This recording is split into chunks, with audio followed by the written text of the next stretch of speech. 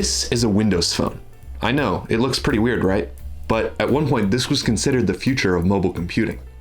So what happened? To understand why it flopped so hard, we have to take a look at the history of Microsoft and the man behind it. It's a story of regret, corporate espionage, and blackmail. Strap in, today we learn about...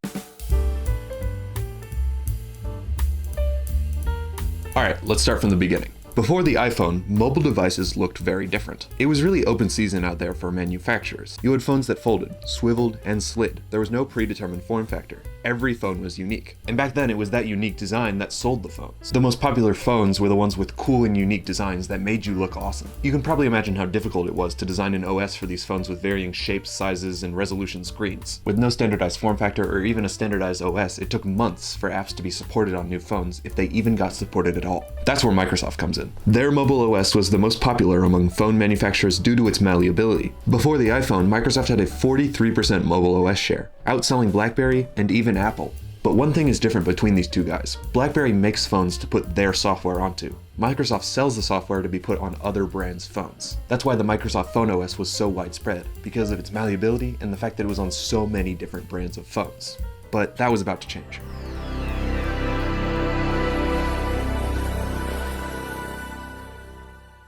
Steve, let me ask you about the iPhone and the Zune, if I may. The Zune was getting some traction, then Steve Jobs goes to Macworld and he pulls out this iPhone. What was your first reaction when you saw that? $500? Love it or hate it, Apple was a genius in creating a whole new market with the iPhone. A mobile touchscreen device was so revolutionary, it had other companies dropping year-long projects and scrambling just to keep up. Android, Apple's only real competitor, took over a year to come out. That's how ahead of the game Apple was. But one guy didn't get the hype, and it cost him his career. Once the iPhone came out, Microsoft CEO Steve Ballmer didn't believe that it would sell. This was a major mistake, and he's admitted that in later interviews. I don't think the software was the right play there, but the two most profitable companies now in our business are Apple, Samsung, Microsoft. Right. For years it was Microsoft and some other guys. Yeah. So do I wish we had done that sooner? Of course I do. While the rest of the world was scrambling to fill a new market that Apple had created, Steve was laughing and patting himself on the back for being smarter than everybody. In 2008, he said he planned to be CEO for another 10 years, but that never happened. So what was Microsoft's mobile division doing? They were creating a competitor to the iPod, a now 8-year-old device, which flopped. People didn't want this when this or this existed. At the time, Microsoft wasn't too good at making hardware. It's in the name, Microsoft. They were very good at software, but not too great at hardware. When the name of your company is Microsoft and your formula works, our formula was working. We were software guys. Bill Gates told Paul Allen when Paul first wanted to do hardware back in the 70s, we are software guys. So for us, it was kind of a religious transformation. Microsoft was still stuck in the mindset that people would buy whatever and pay whatever just because they were Microsoft, but that just wasn't the case anymore. To sell a product, it had to be fun to use, it had to be convenient, and most importantly, it had to be stylish. And Apple was just pulling it off.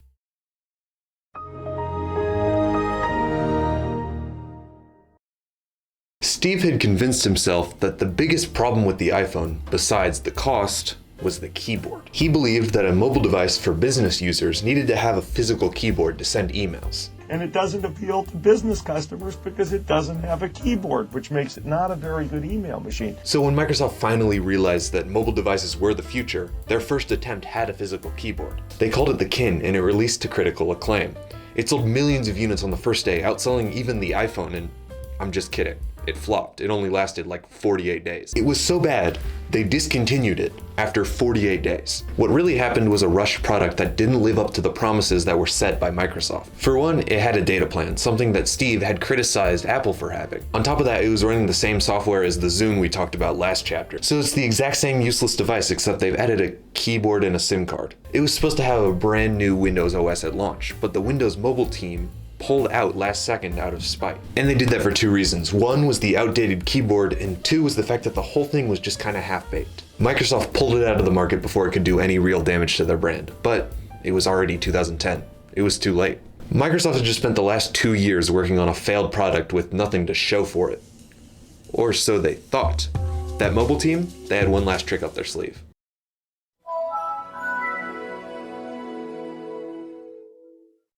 Yeah, so it turns out those guys had been working on their own product launch at the same time as the Kin, and that's why they pulled out. Their new phone had no keyboard, and it was positioned as a business alternative to Android or iPhone. They launched it only 3 months after the Kin was discontinued. Let's get this straight. 2 departments within Microsoft were actively working towards the same goal and sabotaging each other at the same time. The current CEO of Microsoft, Satya Nadella, describes the incident in his book like this. Something was changing, and not for the better. Innovation was being replaced by internal politics, and we were falling behind. Now let's take a look. This is the Microsoft phone that Steve Ballmer wanted Microsoft to make, and this is the Microsoft phone they made 3 months later. It may look like these 2 devices came out a decade apart, but they came out in the same year.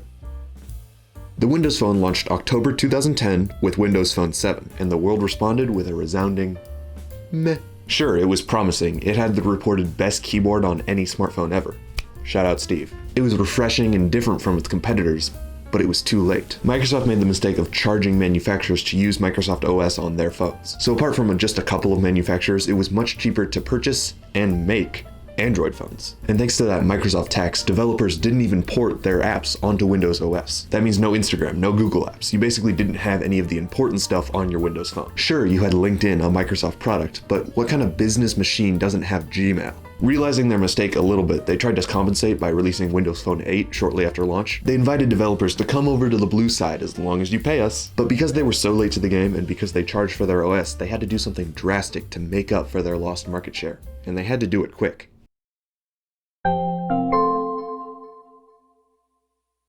Microsoft's problems probably could have been solved if they made their software free, but they were too stubborn to admit that, and they kept pushing onward. This was really the era of failures for Microsoft. And after losing tons of money on the new Surface, Steve stepped down from his position in 2014. Sadly, it meant that the guy behind some of the greatest parts of Windows Phone OS was gone. Despite his mistakes, Steve was genuinely a good CEO who had some great ideas, even if they were a little too late.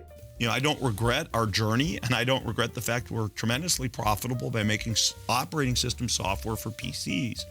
But relative to new form factors, like the phone was new to us, I should have moved us faster. In 2015, we saw the last remnants of Steve in the release of Windows Phone 10. Yeah, they skipped 9, it's a whole thing. Realizing that other manufacturers wouldn't make their phones, they bought Nokia to make their phones for them. Making their phones in-house was a strategy that was working excellently for Apple at the time. Satya described the deal in his book like this. The hope behind the acquisition was that combining the engineering and design teams at Nokia with the software development at Microsoft would accelerate our growth with Windows Phone and strengthen our overall device ecosystem.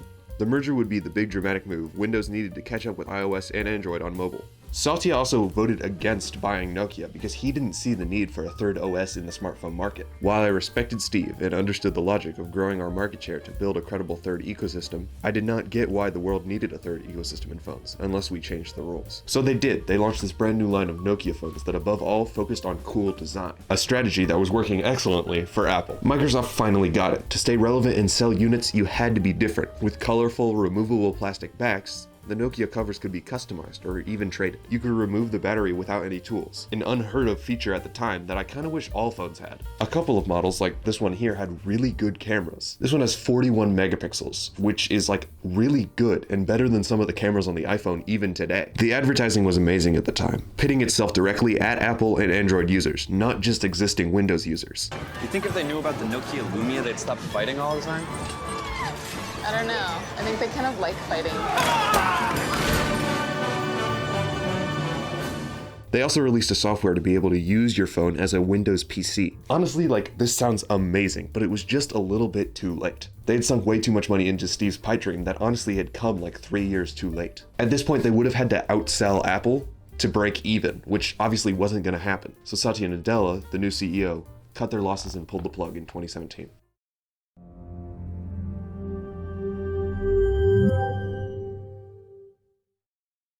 Alright, so if this was one of my normal tech reviews, this would be the part where I tell you this phone has been my daily driver since I got it.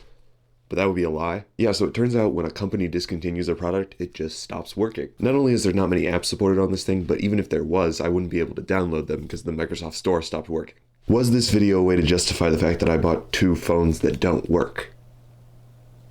No. The Windows Phone was like genuinely a really good product. Not only could you see the potential, it actually got there. It didn't matter, however, that they were so far ahead because they started so late. It was just a battle of struggling to gain back the market share that they had in the early 2000s. Now, when Windows makes a phone, it runs Android. But imagine the Surface Duo running Windows. That would actually be less worse. All right, I'm gonna ditch the script here for a second. If you stuck around this long, hopefully you enjoy the new style of content I'm trying to do here on the channel. If you wanna help support this channel, make sure to leave a comment down below. Just tell me what you thought and maybe some ideas for future videos. It's only going up from here. I'm gonna try to post videos of this quality or better for the foreseeable future every month. And then from there, once I get it down, I'll start doing it more frequently. If you want more frequent updates from me, the best way to do that is to follow my Instagram that's linked down below. And then also my extra channel where I have a couple of ideas of stuff that don't really fit this format, so I might post there every once in a while. But yeah, that's all I got. Party on, dudes.